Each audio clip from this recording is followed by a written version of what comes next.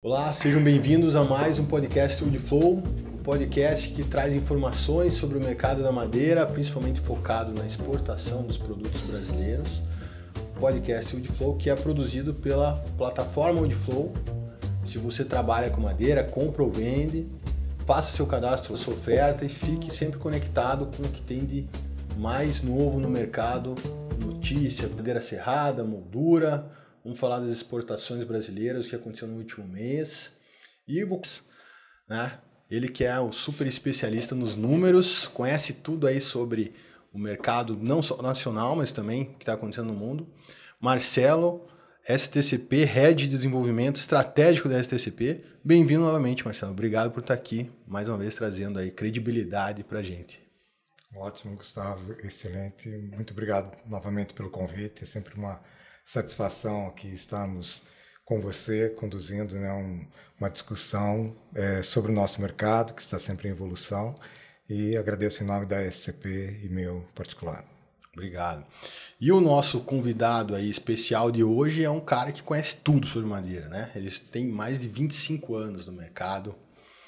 Ele hoje é diretor e CEO lá da Sólida Brasil. Daniel, obrigado aí pela tua presença. E vamos bater um papo aqui, vamos ver aí as tuas opiniões sobre o que está acontecendo e para onde o mercado vai.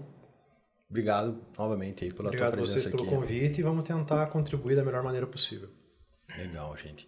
E hoje a gente tem uma novidade aqui que eu queria trazer aí para os nossos ouvintes, né, e quem assiste a gente também, que é o nosso patrocinador dessa edição, que é a Pixlog.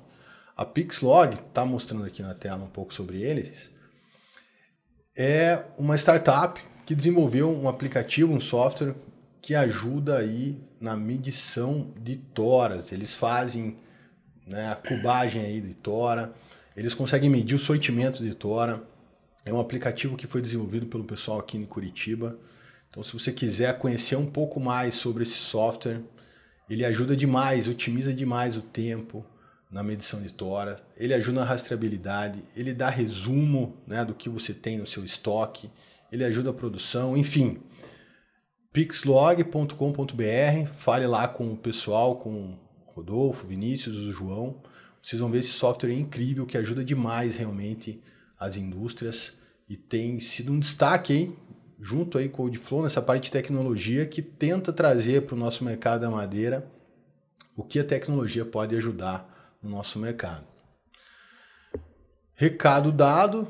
Vamos começar aqui a nossa conversa, né? E para começar a nossa conversa, a gente sempre fala um pouco dos números do mês anterior, o que aconteceu no nosso mercado de exportação. A gente sempre traz aí o nosso índice Woodflow, né? Que é um compilado dos principais produtos que a gente monitora e que mostra a tendência das exportações dos principais produtos aqui do Brasil para o mundo. E a gente observou aqui, né, que em maio nós tivemos um aumento significativo, tanto de volume quanto dos valores, né? A gente teve praticamente aí de abril para maio um volume maior de 23% do volume exportado e um valor aí de 21% a mais de um mês para o outro, né? Isso é bastante significativo e que demonstra exatamente o quê, né? Será que a indústria realmente voltou com tudo, o mercado está bombando? Ou o que realmente quer dizer esses números aí, Marcelo? Você que é o especialista, e começa, por favor, dando uma explicação aí por que a gente deu esse salto aí, tanto em volume quanto em valores.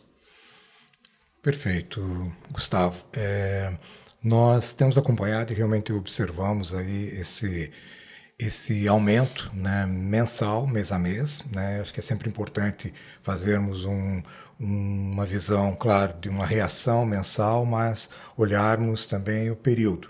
E agora, já em junho, nós temos condição de fazer uma análise dos primeiros 5 meses, que já está indo para quase meio ano, para a gente passar uma régua. Realmente, mensalmente, nós tivemos um aumento praticamente quando a gente desagrega por produto, praticamente em todos os produtos, né? E lembrando, é claro, que a nossa pauta de exportação em produtos madeireiros, nós estamos falando em termos de grandes volumes, principalmente o cerrado e o compensado de pinos, né? E em ambos os casos eles tiveram esse aumento, até no caso do mês, até mais para o cerrado, e mais ou menos 20 e poucos por cento, 23% cerrado de pinos e 10% no compensado, né? É sempre assim, deve-se tomar um cuidado para um aumento apenas mensal, porque ele pode refletir um certo momento, né? Nós estávamos até conversando um pouco antes, e eu acho que com certeza o Daniel poderá explicar um pouco melhor essa realidade da empresa, mas nós estamos assim, né, é um tema já tratado aqui, da questão do gargalo logístico brasileiro. Então, nós, principalmente em portos, e nós temos aí um pouco desse reflexo, e acho que a gente pode explorar um pouco mais ao longo da conversa. Mas quando a gente olha os primeiros 5 meses de 2024 comparado a 2023, e lembrando que 2023 foi um ano bem desafiador, né, para não dizer crítico, do ponto de vista de quedas generalizadas nas exportações de produtos madeireiros, nós observamos aí, principalmente no compensado, uma recuperação. Estamos mais ou menos conseguindo recuperar uns 5% em relação ao mesmo período de 2023, e não tem ocorrido ainda o mesmo para o cerrado, né? Mas ele segue firme e pelo menos está estável aí as exportações dos primeiros meses, com um aumento nesse último mês, né? Nós temos aí vários fatores que levam a isso, pegando mais a questão dos primeiros 5 meses. E quando a gente fala exportação, né, praticamente dos 6, 7 produtos de mercado de produtos madeireiros brasileiros de exportação, nós temos os Estados Unidos em primeiro em todos os casos, né, exceto segundo lugar em madeira de cerrado tropical, mas ele realmente é um destino para muitos dos nossos produtos. E a gente tem que olhar também para as estatísticas, o que está acontecendo lá, o que pode acontecer, né? Mas nós temos alguns elementos aí que com certeza a gente pode discutir um pouco mais para frente, mas passa, né, por uma melhora, principalmente nesses últimos 2 meses, do housing start, né, o início das construções americanas, que estavam um pouco estabilizadas para até alguma queda no início do ano. Elas tiveram uma melhora, né, no mês de abril. A estatística de maio ainda não saiu, mas é um desafio porque lá um dos fatores, assim, são vários fatores, mas que é um estímulo para a construção civil, é a taxa hipotecária, né, de novas construções, e ela está num patamar bastante elevado, né? Quando a gente volta à pandemia, em que chegou, claro, como um estímulo econômico no país a 2,5%, né? O ano passado esteve a 5%, a taxa de juro básica da economia americana está em 5 e poucos por cento, mas a taxa hipotecária, hoje, ela está em cerca de 7%. É um desafio para isso servir como um estímulo, principalmente para as novas construções, né, e permissões para investimentos imobiliários. Com certeza tem questões na Europa, né, ela está um pouco ainda desafiadora. Fala-se que a construção civil, o consumo de madeira para construção deve cair esse ano ainda uns 2%, mas nós temos aí alguns estímulos de outras regiões, né? E conforme o produto, né, o destino ele é diferenciado, mais América Latina, mais Ásia, nós temos diferentes oportunidades aí pela frente. E você, Daniel, lá na Sólida, você sentiu esse aumento mesmo todo de embarque, pedido, contrato, preço, ou foi realmente essa questão logística aí? Não, acho que o maior baque que a gente teve nesse período aí foi no final do ano passado, o tema logístico local, né? Digamos assim, a gente perdeu 50% da capacidade do principal porto exportador de madeira que a gente tem, né? E teve que se alinhar a essa nova realidade, né, no começo do ano, no primeiro trimestre, direcionando para outros portos e até você conseguir desenvolver tudo isso daí. Então isso aí gerou um backlog bastante grande. Então, o meu entendimento ali é que nesses 5 primeiros meses, esse número de maio, esses 11%, 15% a mais, para nós representou alguma coisa em torno de 15%. Eu entendo que seja um desafogo logístico, basicamente. Não é um tema de mercado. Não. O mercado, ele está... Eu não vou dizer que o mercado está tão ruim quanto foi ano passado. O mercado está mais estável, pelo menos. Está demandante ainda, independente de todas as condições que o Marcelo colocou aqui. A gente atua muito nos Estados Unidos. Hoje, 85% das nossas exportações provavelmente estão indo para os Estados Unidos.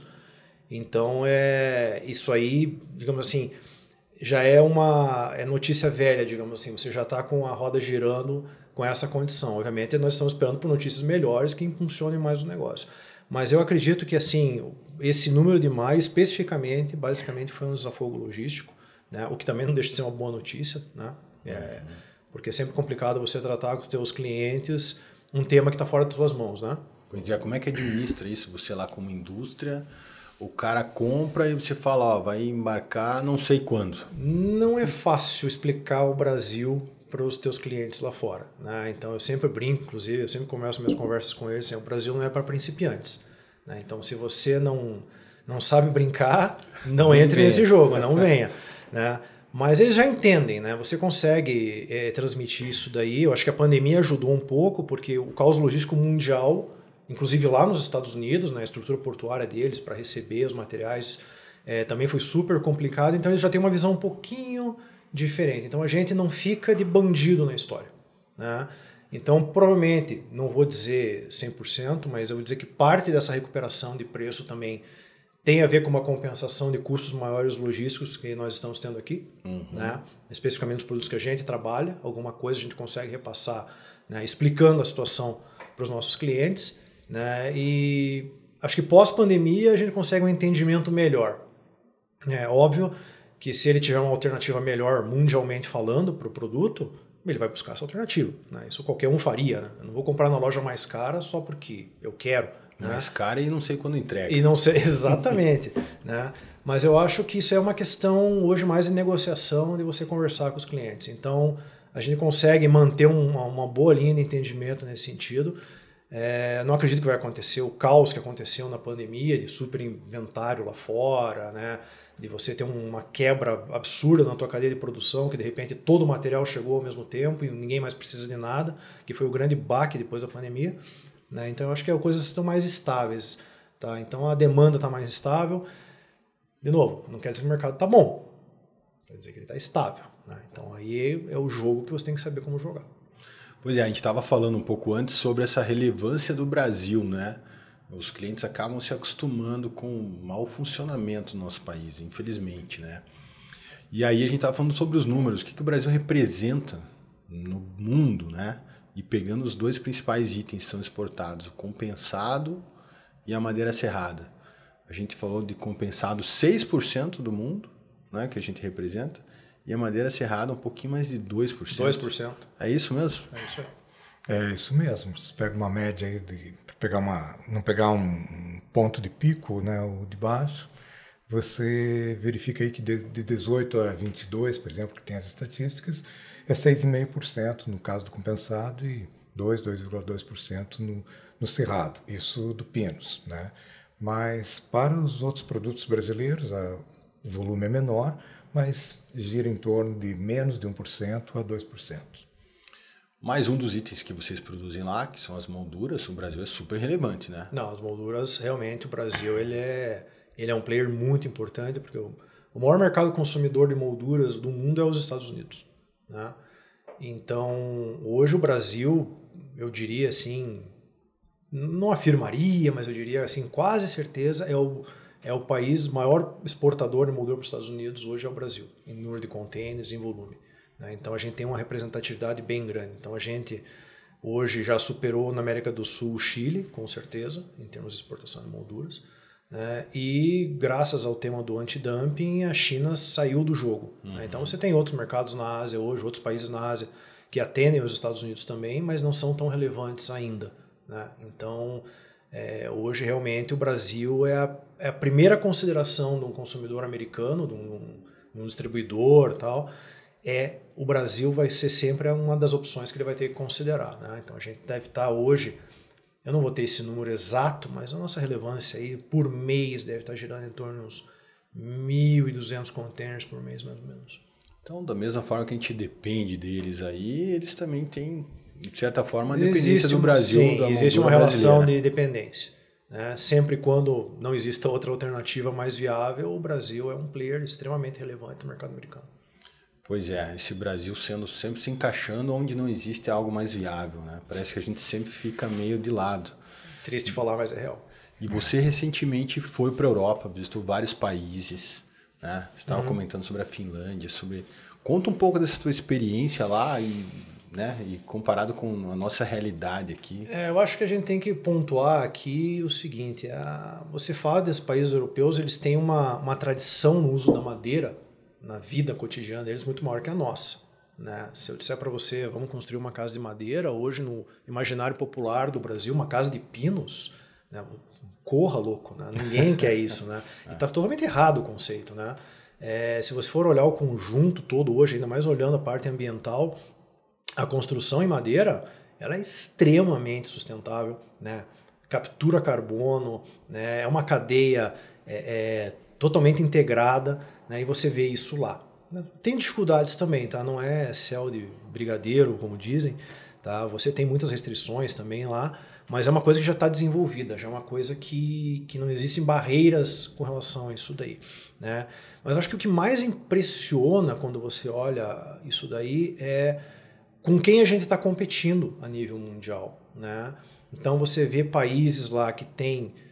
Não se nega que talvez o melhor crescimento que você tem em madeira específica de pinos, até eucalipto também, é o Brasil.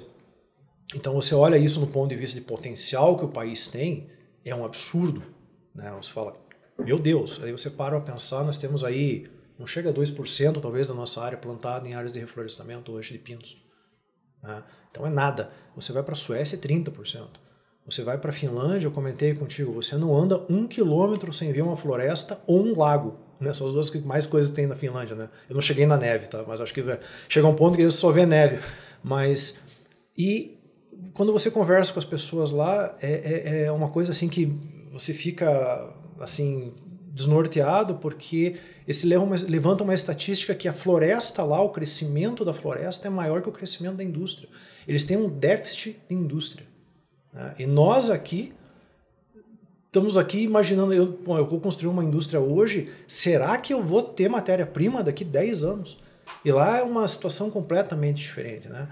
E com uma fibra muito melhor, né? Uma qualidade de material muito melhor, né? Uma madeira estrutural, enfim, né? Que demanda, que atende uma gama muito maior de produtos que hoje. Hoje o Brasil está muito limitado, digamos assim, no gueto dos produtos, né? Na madeira serrada, quando você vê os volumes ali, a gente está falando de pallet, basicamente, cerquinha para os Estados Unidos e uma outra coisa de construção civil, mas é isso, né? Você não entra na madeira estruturada, você não entra no mercado do mass timber, então você fica muito limitado nas opções que você tem, né? Então isso é uma coisa que me impressionou muito lá na Europa, é esse foco, né? Já não é a primeira vez que eu vou, né? Já tenho essa história, assim, mas sempre que eu visito um país diferente lá, eu fico mais impressionado ainda, porque existe uma política nesse sentido de você fomentar isso daí. E nada é mais sustentável que a madeira. Por mais que queiram lutar contra, né? No Brasil, a gente, né, fala, pelo menos na nossa indústria da madeira, que todo mundo olha pra gente como desmatador, né? Já nasce culpado, né? Já nasce culpado, né? E você fala assim, mas, cara, olha a celulose. Na celulose não tem problema, né? Então é uma coisa assim que ainda demanda uma força política, uma força de discurso muito grande, né? A gente trabalha muito forte nisso daí, via associações, via por grandes produtores, né? De desmistificar esse negócio, né? De novo, a gente não está destruindo a natureza, a gente está criando natureza, né? Então é uma situação bem complexa. Uma coisa que os países europeus, né, até pela história que eles já têm, já absorveram, já entenderam, né? E ninguém questiona isso daí, da qualidade e da sustentabilidade da madeira. Pois é, aqui a gente vive com esse fantasma do apagão florestal e lá eles têm déficit de indústria. Eles têm um apagão industrial, se é que dá para falar uma coisa. Né? É isso mesmo, o Brasil não é ninguém aí no mundo, Marcelo. Como é que a gente se torna um pouco mais relevante nisso? Eu acho que esse exemplo que o Daniel trouxe, né, mostra uma lição, assim, de repente um caminho a ser pensado, né? Nós temos também que entender essas diferenças que existem e trabalhar em questões que precisam ser endereçadas, né? Já começa pela relação, no caso da Finlândia, do próprio recurso natural, né? Ele não é plantado como no Brasil, que se você não tiver o plantio antecipado, você não tem uma indústria. Ele sempre existiu. E culturalmente, lá, né, já tem uma relação do produtor, do dono da terra, com a floresta. Eles importam todos os outros produtos agrícolas, né, e tal, porque o business dele, como país, está voltado, né, em torno de uma produção florestal com os recursos naturais que eles têm. Aqui, realmente, você vai para o lado do déficit da matéria-prima, né, para atender uma indústria. A indústria vem antes, muitas vezes, e é o que gera daí essa competição, né, pela matéria-prima. Ou seja, os investimentos são em patamares, não é um investimento linear, né, em indústria. Então, muitas vezes há um desbalanço com relação a essa matéria-prima. E quando a gente traz para o nosso grupo, né, de produtos madeireiros, é importante também entender um pouco essa dinâmica brasileira, né? Quem que detém essa floresta? Quem que fornece para o madeireiro essa floresta? Né? Nós temos aí 1,9 milhão de hectares com pinos, né? 90% Paraná, Santa Catarina e Rio Grande do Sul, só 10% em outras partes, mas ela está a maior área ainda pertence a outros setores que acabam fornecendo para o setor madeireiro, né? Então, isso envolve o abastecimento por si, mas, tocando nesse assunto que o Daniel trouxe sobre a qualidade de fibra e tudo mais, a própria qualidade de fibra, né? Porque o nosso pinus não é como pinos silvestres, né, de 80, 100 anos de rotação, né? E nós temos, então, um grande desafio que é ter uma madeira de qualidade para conseguir entrar nesses produtos de maior valor agregado que eles competem mais diretamente, né? O desafio é bastante grande, assim, para equilibrar, né, essa qualidade, especificação de matéria-prima, né, mas também o abastecimento, porque há uma competição no mercado, né, e quando você, por exemplo, falou-se de construção com madeira, né, nos países europeus, exemplo Finlândia, você também tem que ver que madeira que você precisa, porque a gente observa cada vez mais no país uma redução na rotação florestal. Ou seja, isso vai na contramão de um produto de maior qualidade, né? Então, o produto estrutural precisa de mais tempo e a gente está cada vez reduzindo o ciclo de corte. E quem reduz, na verdade, é o detentor de uma floresta. Ou é um outro segmento de mercado que fornece, né? Ou às vezes até produtores institucionais, timos, né, que já têm o seu padrão de produção, né? Então, é um desafio trazer esse equilíbrio, né? E quando a gente comentou um pouquinho antes sobre participarmos do mercado com 2%, né? Se nós dobrarmos, vamos continuar pequenos, né? Vamos para 4%, 6%. E nós não temos madeira.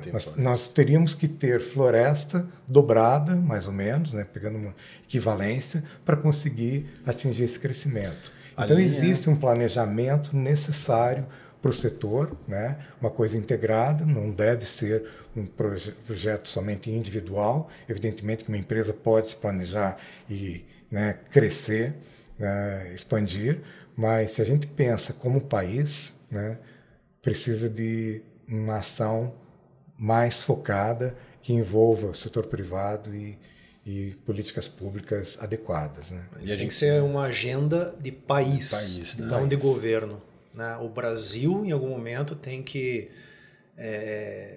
entender que ela tem um potencial fantástico e tem que ser uma agenda do país, independente de qual governo, de qual alinhamento que exista, porque é bem isso que você comentou. Ótimo, se a gente decidir hoje nessa mesa aqui que a gente vai virar essa chave e o Brasil vai ser um grande produtor de madeira mundial, nós vamos ser daqui 25 anos, pelo menos.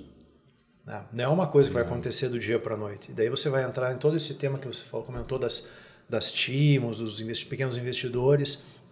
Ninguém mais planta floresta pensando em poupança. As pessoas hoje, elas, quando plantam, pensam no cash e na fibra. Ou seja, esse negócio tem que girar o mais rápido possível para eu aproveitar essa terra o mais rápido possível para fazer girar esse negócio. Então nós estamos dentro do agronegócio, né? Você friamente falando, nós somos agronegócio. Né? E daí você não consegue imaginar uma safra de soja a cada 20 anos, né? Então é aí que o negócio complica. E a gente estava falando também não só dessa dificuldade aí do Brasil, mas para a gente trazer um pouco dos números, né? Para o pessoal entender como que a gente perde tanto mercado. Você trouxe os valores da tora lá na Finlândia e a gente comparando aqui no Brasil, né? Como é que era essa conta aí que você fez lá? Não vou dar os números porque seria até deselegante que os finlandeses, mas vamos colocar as proporções. Uma tora hoje, que a gente chama de tora, o pulp log, né, a celulose, posto planta hoje é uma tora de qualidade estrutural na Finlândia, colocado posto fábrica, com todo o tema logístico, considerando infraestrutura. Então, o mesmo preço que a gente tem numa tora hoje, que teoricamente deveria ser um valor baixa, menor, que estamos falando basicamente de fibra, né? Em teoria, né? Obviamente não é esse o caso, né? Seria um subproduto da árvore, ele chega na porta lá da fábrica da Finlândia pelo mesmo preço que a gente está pagando aqui, uma tora... Então, para desenhar aqui hoje, o custo da tora estrutural da Finlândia é basicamente o custo da tora que vai ser picada aqui no Brasil. Para a empresa, sim. Não vou entrar na seara de imposto, né, o que se recupera desse material, porque obviamente tem que fazer uma conta um pouco mais complexa, mas a conta dura, digamos assim, do produtor florestal, vamos colocar assim, se ele entregar o delivery, ou seja, na porta da fábrica o material, essa vai ser mais ou menos a diferença. Então, tá comprando aqui e lá. Não tem como a gente competir primeiro pela matéria-prima e pelo custo absurdo, né? As condições não são favoráveis para o produtor brasileiro, sem dúvida. E veja, aqui é uma coisa que eu não vou fazer, vou fazer um meia-culpa aqui, não estou dizendo que a tora no Brasil está muito cara. Né? Eu entendo que os custos no Brasil para o produtor florestal são muito caros. Né? Então, talvez esse preço que a gente tem aqui seja o preço que a gente pode dizer que é um preço justo para ele ter uma recuperação do investimento dele. Mas não é competitivo a nível mundial. E ponto. Ou seja, a gente precisa ter fomento e ferramenta para fazer com que esse custo seja aceitável para a gente poder competir dentro da indústria mundial. Tem que ser essa política do Brasil, né? Como vocês falaram aqui. Mas o Brasil está a passos extremamente lentos, trazendo algumas soluções. A gente estava comentando aí sobre alguns projetos aí que já vêm de anos e anos, né? E que agora a gente teve, por incrível que pareça, né? Essa nova resolução aí, dizendo que plantar árvore finalmente não é uma atividade poluidora. Isso aí é algo absurdo, né? A gente chegar no ponto desse, depois de tanto tempo para oficializar uma coisa dessa. Oficializar o óbvio.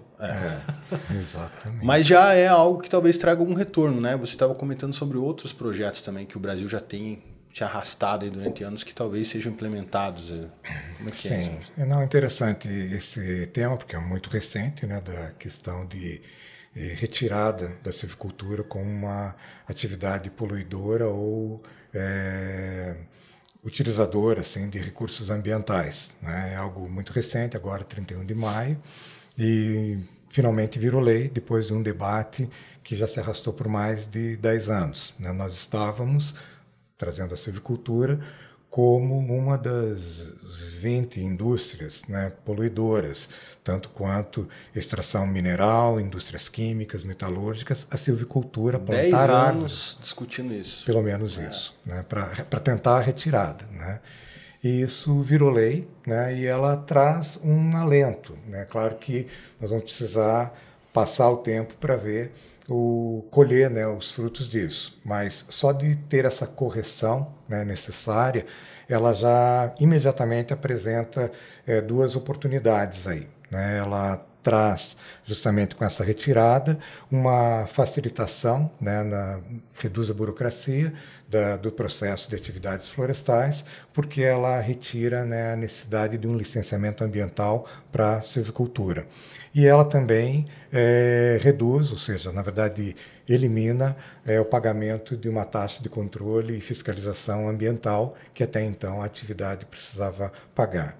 Então, de uma forma assim mais direta, essa retirada da silvicultura, né, como atividade potencialmente poluidora, ela acaba imediatamente reduzindo alguns custos, né? Isso cria um estímulo, né, para melhor pensar em investimentos, né, dentro do setor, e ela está alinhada assim com plantar árvore com uma atividade de economia verde, né, e com políticas que estão saindo em nível governamental, né, uma delas é o Brasil Mais Floresta Sustentável, né, e que muito em breve, pelo que nós temos acompanhado, será lançado, né, assim, o programa de estímulo, mas a ideia é justamente promover a silvicultura em áreas, por exemplo, degradadas do país. Isso, inclusive, também colabora com metas do país, né, dentro de tornar o país mais verde e recuperar áreas, né, perante acordos e compromissos internacionais. E a gente está falando de silvicultura, né, pegando todas as indústrias e segmentos dentro, né, do nosso setor. Nós estamos falando de uma indústria que, pelos números, né, os mais recentes da IBÁ, mostra uma geração de receita para o país da ordem de mais de 250 bilhões de reais, números ainda de 22, com certeza estão mais elevados agora, e desse total, 80 bilhões são de balanço positivo do nosso saldo de balança comercial, né? E daí a gente vê toda a área, né? 10 milhões de hectares, mas isso é um pouco mais de 1% do país, né? Então há uma oportunidade muito grande, né? Quando se pensa só em pastagem degradada, não precisa cortar floresta nenhuma, só uma ocupação dessa área, com certeza nós temos uma enorme oportunidade de expandir a tal da base florestal que a gente falou há pouco, que é realmente a sustentação para qualquer expansão industrial, né? Então, é um segmento, né, a base, né, de todas as cadeias produtivas com floresta plantada, pinos, eucaliptos, teca, até outras espécies em algumas regiões, mas é um destravamento importante, né? E isso tem que estar atrelado a políticas, né, de longo prazo, não é de uma temporada, né? Tem que ser algo que atravesse, né, governos e ela tenha uma meta de longo prazo e se sustente, se mantenha. Porque para a indústria, né, se você tem um produto valorizado, né, você falou aí de dois produtos que a gente tem, o pallet, que é um produto teoricamente o mais barato aí, ao mesmo tempo vocês produzem também a moldura, que é altíssimo valor agregado, né? E para a indústria você tem a floresta valorizada, uma floresta de qualidade, vai gerar um produto maior de qualidade lá na ponta, né? Ah, com certeza. Hoje a gente, por exemplo, vamos colocar o tema da moldura que você comentou, é uma madeira melhor, uma fibra melhor, né, uma qualidade de tora melhor manejada, te dá um rendimento dentro do processo melhor, né? E aqui no Brasil, como qualquer indústria, né, a indústria da madeira não é diferente, a gente passa por um tema de custo, ou seja, qual é o custo, né? Quanto custa isso aqui para produzir? E quanto melhor o teu rendimento, menos custo você vai ter, né? Menos desperdício, né? Então isso daí, no caso da moldura, por exemplo, é fundamental, né? Da tora até a moldura você tem uma quebra de rendimento aí de mais de 70%, né? Até você gerar o produto final. Então, se você qualquer ponto que você consiga ganhar ali, ele é fundamental. Agora, esse ponto não pode custar 2 vezes mais, né? Lá na ponta, na floresta, né? Então, essa é uma equação complicada. E que você comentou ali, né, desses planos. Esse plano tem que ser muito bem conduzido para não virar digamos assim, mais uma indústria da fibra. Ou seja, vamos gerar fibra, não vamos gerar floresta. Né? Então, material só para fibra. Né? Então, a gente tem que tomar cuidado com isso daí, porque a floresta, a gente tem que pensar a floresta. Isso eu sempre digo quando eu converso com as pessoas, que é o famoso boi. Né? Você tem que aproveitar até o berro. Né? E a gente não faz isso. Hoje, no Brasil, a gente queima picanha, tá? no carvão da churrasqueira. Né? Então, isso que é complicado. Então, você tem que olhar países assim, que têm uma estrutura um pouco mais inteligente de visão de floresta do que, ok, cada parte da tua árvore tem um destino, tem um produto adequado, né? Tem um direcionamento e tem uma remuneração. Então, aquela parte vai ter um valor, essa parte vai ter um valor, aquela parte vai ter um valor, e os produtos respectivos têm os valores proporcionais. Quando você fecha essa equação, e esse que é o grande problema, esse que é o grande desbalanço que a gente tem hoje no Brasil, né? Você fecha essa equação bem, você gera uma indústria competitiva. Mas isso a gente não tem hoje. Né? Então, hoje você tem que usar a tora de ponteira na serraria. Né? Você está usando base de tora para moer, para fazer cavaco. Né? Então, até por esse tema de disponibilidade de matéria-prima. Né? Então, se você não tem opção, você vai com o que você tem. Né? Mas não é o certo. Né? O certo é você direcionar, gerenciar, manejar essa floresta de uma maneira que ela seja sustentável dentro da cadeia produtiva. Né? E isso, infelizmente, hoje, já tivemos períodos melhores, mas hoje não existe mais. E a gente viu cada vez, né, cada dia que passa, as indústrias usando cada vez história mais nova para tudo, né? E aí meio que vai ao contrário de toda essa novo mercado que está surgindo no Brasil, que é a construção com madeira. Isso vai ser um grande desafio para nós, né, em termos de floresta. Eu digo para você que eu não queria estar vestindo as calças de quem entrou nesse mercado, porque esse desafio é grande. Porque a construção de madeira, eu sou um grande incentivador, eu amo a ideia, né, do glulam, mass timber, enfim, CLT, né, pelo que eu já vi fora do Brasil. Né. Mas, obviamente, vamos sair um pouquinho do tema político, o tema dos lobbies, do concreto, do aço, enfim, né? Você tem alternativas ali, você fazer mix de aço, mix de madeira. É o híbrido, né? Wood frame, steel frame. Você tem alternativas que nós nem começamos a explorar ainda. Mas isso depende de uma coisa muito simples, que é a qualidade do material que você tem em mãos. Né? Então, hoje, não estou dizendo que 100% da nossa floresta não é manejada, né? 99% não é. Tá? Então, é bem complexo. Então, quando você precisa ter uma madeira estrutural, uma madeira que tem uma determinada densidade, uma determinada resistência, componentes físicos, né, que você precisa ter, né? Aquelas matériazinhas lá que o pessoal da engenharia faz lá, a resistência dos materiais, você tem algumas condições para essa madeira, que são perfeitamente administráveis quando você trabalha essa floresta para isso. O tempo de crescimento, né? Como é que você faz o manejo dessa floresta, desbasta, enfim. Tem uma série de coisas ali que você tem que considerar nesse processo para você gerar uma madeira de qualidade para sustentar esse mercado de uma maneira sustentável. Senão vai ser o quê? Vamos construir... No Brasil a gente já pode imaginar o conto, né? Você vai lá, constrói um prédio de madeira e ele desaba. Pronto, acabou. Ninguém mais quer saber. Ninguém mais. Né? Eu visitei a Suécia ano passado junto com uma missão aqui do Brasil e nós ficamos numa cidade que eu não vou me arriscar, Schlefa, ou coisa parecida, é sueco. O hotel, de Wood Hotel. O hotel tem 25 andares, tá ligado? Alguma coisa assim. 99% do hotel é de madeira. Até o fosso do elevador. Tá? O elevador é de madeira. Né? Então, assim, é uma coisa... Para uma pessoa que está nesse mercado há tanto tempo como eu, qualquer um fica enlouquecido quando vê aquilo. E daí você vai lá e vê que tem todo o tema de arquitetura, de engenharia, né? Tudo calculado, bonitinho, a gente viu tudo isso daí lá. Então, não é impossível fazer. Ninguém está falando que a gente precisa fazer prédio de 25 andares aqui no Brasil de madeira. Mas construções populares, começa pelo básico. Começa pelo básico ainda.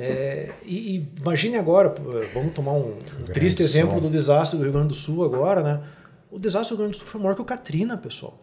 Pois é. Só que com a força que os Estados Unidos têm, até hoje o Katrina não está 100% resolvido nos Estados Unidos. Então você imagina agora no Rio Grande do Sul quanto tempo vai levar para resolver isso daí, né? E você tendo uma alternativa de moradia rápida, porque a madeira tem vamos esquecer a parte ambiental, tal, sustentável da madeira. A velocidade com que você consegue fazer uma edificação de madeira é muito maior que o concreto, a construção seca é muito mais rápido. Tá? Se você tiver as condições, você levanta uma casa em 3, 4 dias. Imagina o que seria o impacto positivo que você teria isso lá. Tem uma agenda já se tratando disso daí, mas não adianta se você não tem o quê? A matéria-prima adequada para você trabalhar isso daí. Não, você usou o verbo, né, correto, teria, porque o problema está acontecendo hoje. E preto no branco hoje não se tem a solução. Talvez tenha, teoricamente, tem, né, situações, mas não são 200, 400, 500 casas, né? Nós temos excelentes exemplos, sem citar a empresa, mas trabalhos já feitos em áreas, né, de desabamentos que ocorreram, São Paulo, tudo, com madeira. Um exemplo está lá. Agora, números que saíram recentemente e ainda estão saindo, estão falando de 80 a 100 mil casas destruídas, não são para renovação. Elas não existem mais, né? Então, nós estamos atrasados, ou seja, essa solução, ela está, vamos dizer, já existem iniciativas, né? São muito louváveis e têm méritos, nós não estamos começando do zero, mas em termos de escala, nós não temos condição de atender hoje, né? E começa na floresta, né? E na medida em que você tem uma floresta que não está sendo conduzida, né, porque o fornecedor não é do setor madeireiro, ela não está sendo conduzida pelo setor madeireiro, ela não tem a rotação de 20, 25 anos como teve no passado. Eu estou falando em larga escala. Evidentemente, existem florestas que estão sendo manejadas, mas em escala, ela está cada vez mais reduzindo a rotação. Você não pretende ter madeira estrutural com uma floresta de 12, 15 anos, manejada para fibra, né? Então, os desafios vêm por essas políticas e, realmente, ela não pode ser um incentivo apenas à fibra, né? Com certeza, tem que estar dentro do leque de opções, né? As oportunidades, principalmente porque, quando se fala em fibra, você envolve áreas, né, muito extensas. Mas nós já fizemos vários planos de manejo para estados brasileiros, algumas novas fronteiras, e um dos pontos era justamente essa diversificação, os estímulos, as estratégias dentro de um plano estadual, quando um estado encampa com uma política pública, ele busca diversificação, não apenas a atração de um grupo de indústria, né? Você pode até pensar, como muitos planos a gente preparou, como uma empresa âncora, mas ela tem que pensar a madeira como um todo, né? Não apenas para uma indústria. Quando a gente fala de fibra, a gente fala de indústria de celulose e papel, né? O grande comércio, mercado hoje de floresta brasileira. Painéis reconstituídos também, né? De certa praticamente forma. Isso aí, né? Isso. Mas a floresta, então, aí, até falando aí como o Daniel comentou, ela teoricamente poderia dar madeira para todos os setores, né? Se a gente valorizasse isso, teria a madeira para fibra, teria a madeira estrutural, se a gente conseguisse esperar esse ciclo, né? Então, olhando assim o copo meio cheio, meio vazio, sendo um pouquinho mais otimista, o Brasil ainda tem muito potencial. A gente não tem quase nada de floresta, a gente pode plantar muita coisa. O duro realmente é esperar essa safra ali, né? Comparar aí com soja e outras coisas. Olha, eu digo para você o seguinte, vou fazer uma conta aleatória aqui, digamos, mas se você imagina, se a gente considerar só a madeira de destino de celulose dentro de uma floresta, e se essa madeira fosse abastecer o que a gente tem hoje de base industrial de celulose no Brasil, né, hoje, né, e você for, digamos assim, projetar isso em números de serraria, e dizer, beleza, agora eu vou ter uma floresta que atende o que a gente tem hoje. Não estou falando das expansões, nada, né? Porque a cada, sei lá, 1 ano e meio você tem uma indústria de celulose nova no Brasil. Mas considerando isso daí, nós estamos falando que a gente poderia pelo menos 20 vezes mais indústria de madeira serrada no Brasil. Pelo menos. Se você tivesse, né, isso é uma conta, né? Mas você poderia aumentar a nossa capacidade produtiva de serraria em pelo menos 20 vezes, direcionando isso daí, se você tiver a madeira disponível, né? Então dá uma ideia da dimensão do negócio. Se você direcionar nesse sentido, o que você poderia acontecer? Óbvio, né? Nós estamos falando aí de longo prazo. E no Brasil você não projeta a próxima semana, né? Então é difícil, né? Fazer, como é que o pessoal gosta, né? Plano trienal. Às vezes tem que falar assim, beleza, vamos fazer um plano semanal. O que vai ser semana que vem? Né? Então, isso é muito complexo. Então, como eu falei, é a conclusão óbvia quando se fala isso daí. Isso aí tem que ser uma agenda de país. Em algum momento, o Brasil, como país, tem que falar assim, queremos ser uma potência mundial, né, de madeira, não só de celulose. Sim. Porque é uma potência mundial de celulose. Mas queremos ser uma potência mundial em madeira. O que tem que ser feito? Tem um plano diretor. E daí seguir. Só que daí nós estamos falando, nem eu, nem você, ninguém aqui vai estar vivo para ver. Mas tomara que os nossos bisnetos possam usufruir de uma casa de madeira de qualidade. Te cai naquela que o Brasil é o país do futuro, né? Eu escuto isso a vida toda, esse futuro nunca chega, né? E nem o passado é certo. Né? Então a gente fica sempre nessa, tem muito potencial, tem muita coisa que pode acontecer, mas nunca acontece. Será que a gente vai ver acontecer? Realmente não sei. Mas o brasileiro é um esperançoso. Agora, uma política dessa, ela precisa repensar várias facetas, né? Os estímulos têm que ser orientados para, por exemplo, uma diversificação do uso da floresta, da madeira, né? E até do dono da terra, do proprietário. Porque diferente, por exemplo, de uma Finlândia ou mesmo dos Estados Unidos, em várias regiões em que você já tem o recurso natural, ele é parte de uma propriedade, né? E como um recurso, o proprietário faz uso daquilo.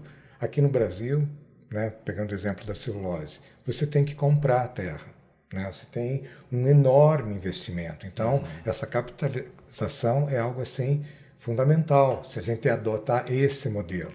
E ele já começa a criar uma barreira já de largada, né? Então, por exemplo, o envolvimento, né, de um dono de terra em que ele seja um parceiro, né, de uma indústria, em que a indústria não precise comprar a terra, e sim estabelecer, né, mas algo generalizado, não é apenas localizado, algo em nível, às vezes, estadual ou de uma macro-região, né, um programa em que se plante com uma certa garantia, né, de consumo, né, futuro, porque também, né, é um livre-arbítrio, um direito de proprietário, ele plantar, né, entre as diferentes culturas, opções de uso da terra, ser pinos, ser eucaliptos ou ser uma outra cultura, caso caiba ali.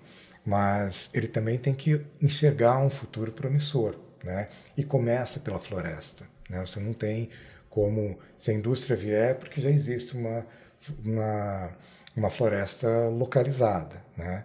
Mas ele precisa ter esses sinais bem claros também de estímulo. Pois é, a gente vê inclusive as grandes indústrias aí de celulose recebendo financiamentos com condições super especiais, né?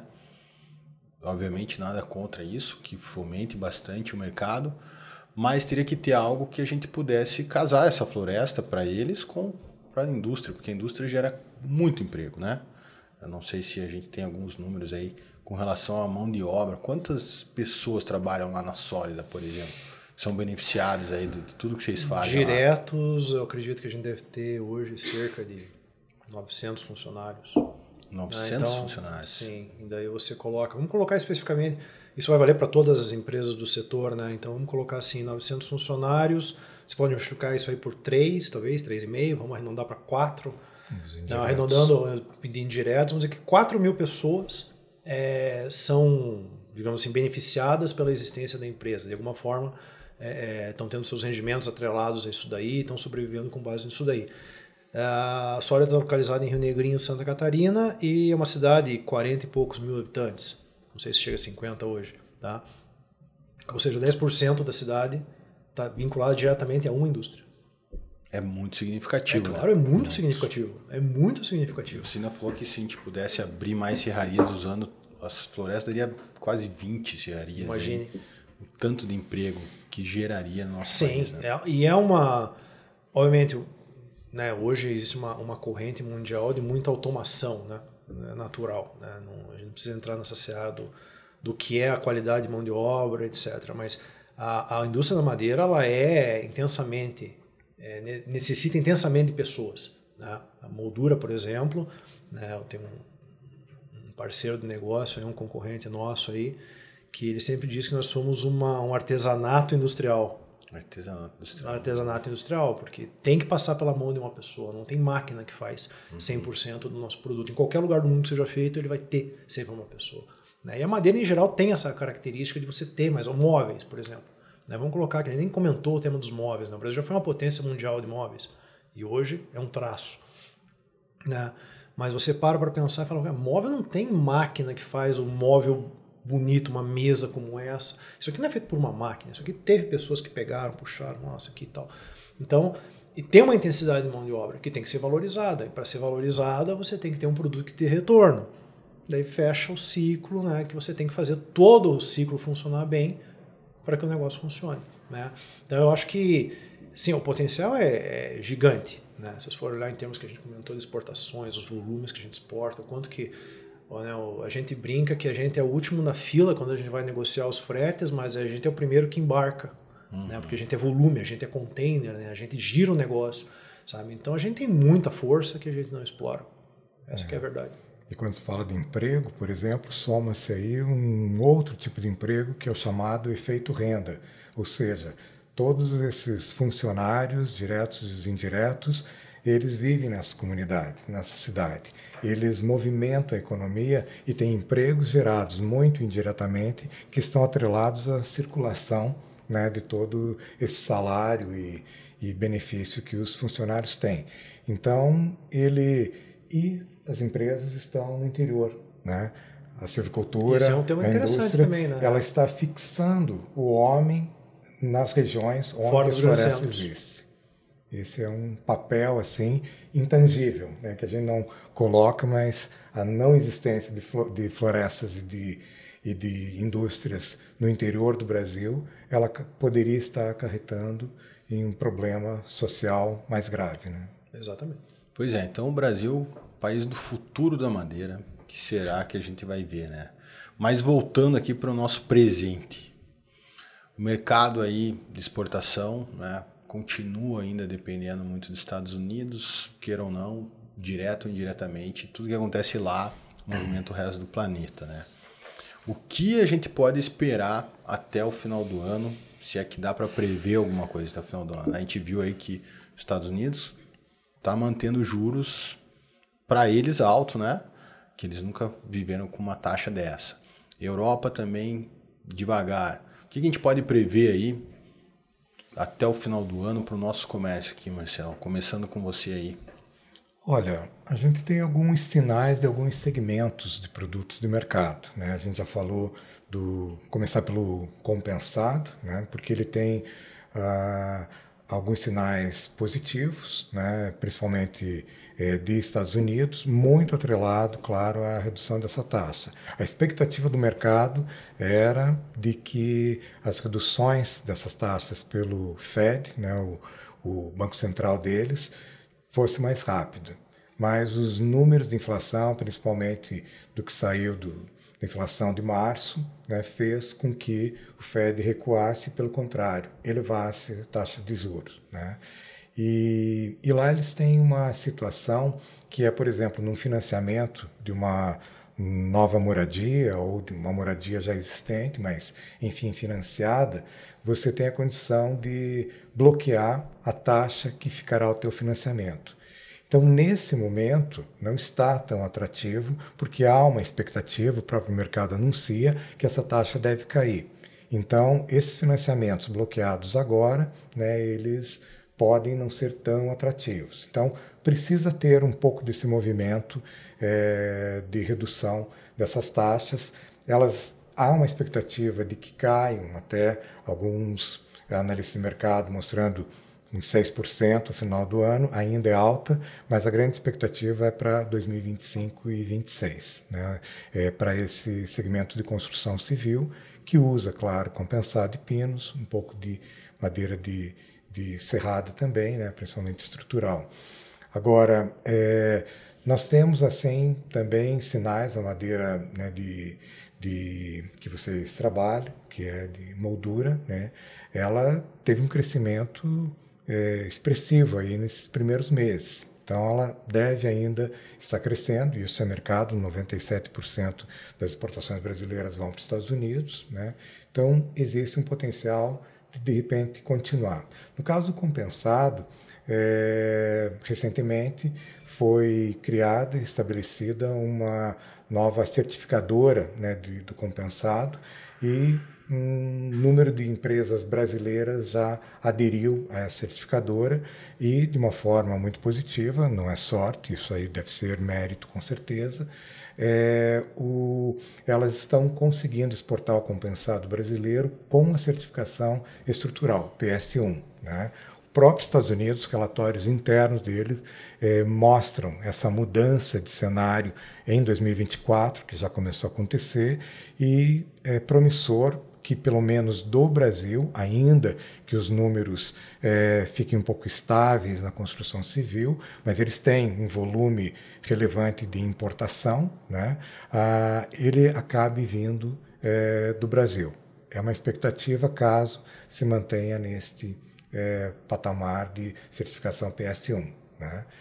E basicamente é isso. Nós precisamos também acompanhar, e talvez precise passar mais alguns meses, os números do Rio Grande do Sul, né? Passou apenas um mês, é muito pouco para termos uma visão, e a gente daí está falando principalmente da indústria moveleira, né? E daí, claro, é produto de madeira, né? Toras e tudo mais. Eles também exportam cavaco por lá. Houve uma queda em tora e cavaco nesse mês. É melhor não analisarmos. Pode ser realmente uma situação, né, muito peculiar do mês em curso. Mas no caso de imóveis teve até um certo aumento. Então a gente precisa acompanhar porque tem uma relevância para alguns produtos, o que vai acontecer nesse segundo semestre. E para você lá, Daniel, a indústria aí, o que você tem visto, os teus mercados, que basicamente é sólida hoje, né? Como você falou, Estados Unidos, Ásia... A gente atua em vários mercados, Europa... Oriente Médio, mas enfim, vamos colocar, acho que a leitura está bem correta, Marcelo, a gente depende muito dos Estados Unidos, porque os Estados Unidos é o driver do mundo, você querendo ou não, né? Então o que acontece lá vai refletir. Eu agregaria aqui um componente, né, em todos esses indicadores que ele colocou, que é o tema político, né? O mercado da madeira ele é naturalmente conservador, tá? Nos Estados Unidos, então isso o humor do mercado depende muito do que vai acontecer na eleição lá, tá? Então, né, não vamos... Madeira que tem que fazer campanha para quem? Não vamos nem arriscar esse nome para entrar em polêmica. Eu não vou botar a camiseta de ninguém, mas ela seria laranja. Mas é uma realidade, né? Então você tem que olhar também esse contexto político que a gente vive, né? Porque é uma outra perspectiva. De fato, se você for olhar as administrações passadas, as administrações republicanas nos Estados Unidos, elas favorecem mais o mercado da madeira lá e, consequentemente, favorecem os produtores no resto do mundo. Além disso, você tem um tema da guerra na Europa, que ninguém fala. Parece ninguém que normalizou, comenta, né? Virou, né? É o vaso em cima da mesa que ninguém mais lembra que tem. Né? Mas está tendo uma guerra lá, e não é uma guerra pequena, né? Envolve uma potência mundial, né? E isso tem reflexos muito grandes, tá, no mercado da madeira, porque isso envolve diretamente a China, né? Enfim, você tem o tema da energia na Europa, o tema do pellet, que a gente atua também, que é bastante influenciado do que pode vir a acontecer nisso daí, né? Então, uma resolução desse conflito lá seria, né, benéfica também aos nossos mercados. E, obviamente, você entra nesse tema da guerra, você vai entrar lá, vai para o Oriente Médio agora, e você tem o tema logístico mundial, que passa pelo Mar Vermelho, né? Que ainda, o pós-pandemia, a gente tem a impressão que tudo voltou ao normal, mas a logística, na verdade, eu digo para você que operacionalmente, talvez seja pior do que durante a pandemia, tá? Por todos esses temas que a gente está vendo aí, né? E uma solução logística também nos ajudaria.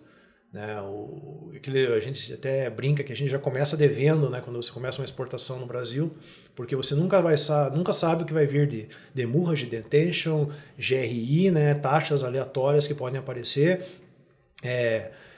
tema de liberação de container pelo Ministério da Agricultura, enfim, é tudo mais complicado. Então, se tudo der certo, você tem o teu lucro no final, lá, um lucrinho, mas senão você já começa no prejuízo, né? Então, tudo isso daí tem uma grande influência, tá? Então, melhorando os mercados, né? Suponho que os Estados Unidos derrube um pouco uma taxa de juros, né? O housing starts né? Cresça uns 10%, isso vai gerar um aquecimento no mercado, vai gerar mais demanda no mercado. A gente vai passar por essas outras barreiras também, né? A gente vai ter que lidar com esses outros temas. Então, a nossa projeção, né, como empresa, em termos de estratégia, é que esse ano é um ano de andar de lado. Até o final do ano não deve mudar muito o que é agora.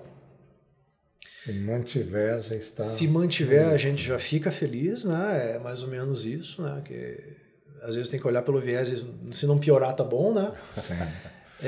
E daí para 2025 para frente, aí talvez alguma recuperação, dependendo do que acontecer. Não dá para afirmar nada com tantas condições acontecendo no mundo agora, né? E condições assim muito polarizadas aqui, Europa, Estados Unidos, né?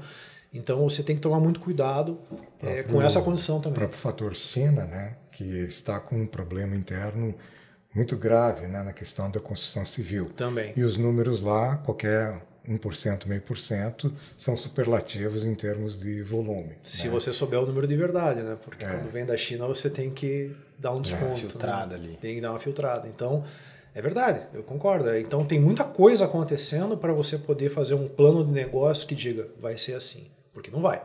Né? Obviamente a gente sabe alguns números macro, por exemplo, sim, existe um déficit de habitação nos Estados Unidos, grande, represado. Então suponha que de repente, não sei, quem ganha a eleição, baixa taxa de juros a 1%. Não tem madeira no mundo, não tem material no mundo, independente de qual que seja, que supra um aumento aí de 20%, 25% no housing starts nos Estados Unidos. Tá? Então isso seria uma segunda pandemia, digamos assim. Não vai acontecer. Não vai. Estruturalmente é impossível de acontecer. Mas dá uma ideia da dimensão do que poderia ser. E tem questões que acho que até pode servir para um próximo podcast, mas que é nos próximos meses, que são as questões de barreiras, né, comerciais. E 2025 já sinaliza alguma questão, principalmente com a Europa. Né? Então, claro que não é para todos os produtos, né, porque a gente não é mais atuante em alguns do que outros, mas é algo para ficar pensando aí nos próximos meses de 2025. Sim.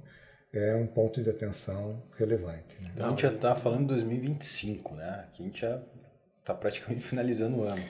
E dá para dizer então que, né, essa frase do Daniel, se não piorar tá bom. É assim que nós vamos fechar 2024. Acho que isso vale para tudo, né? Mas no nosso caso é isso aí mesmo. Se manter, veja, falando especificamente dos produtos que a gente trabalha, né? Não vou entrar no compensado, em outras áreas, mas a demanda ela está estável. O preço está bom. O preço bom não, mas estável. Né? Então você tem um vislumbre que se mantendo isso daí, porque a gente já está trabalhando ali na parte baixa, digamos assim, da tua margem faz tempo.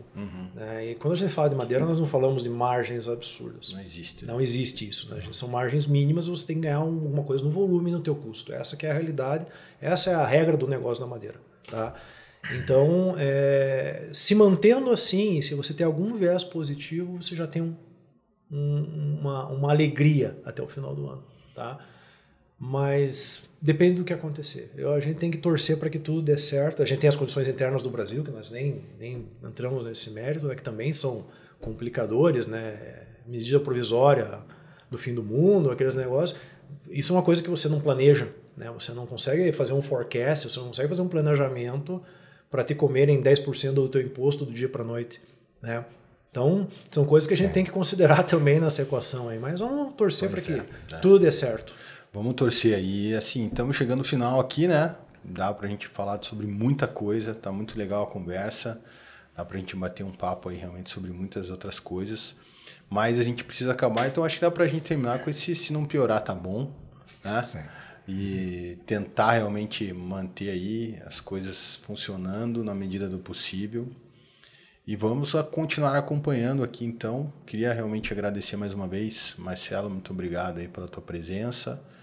Daniel, muito prazer realmente receber você aqui. Ficamos à disposição. Receber aí todo o teu conhecimento, a tua experiência toda. Espero revê-los aí em breve. E para vocês aí que ficaram com a gente até agora, agradecer também, né, vocês que estão escutando, continuem acompanhando aí a Audiflow para acompanhar todo esse mercado, toda essa dinâmica aí do que está acontecendo. Agradecer mais uma vez aí a Pixlog pelo patrocínio aí dessa edição e espero revê-los em breve. Muito obrigado, senhores. Nós que Obrigado. agradecemos pela SCP, meu nome. Obrigado.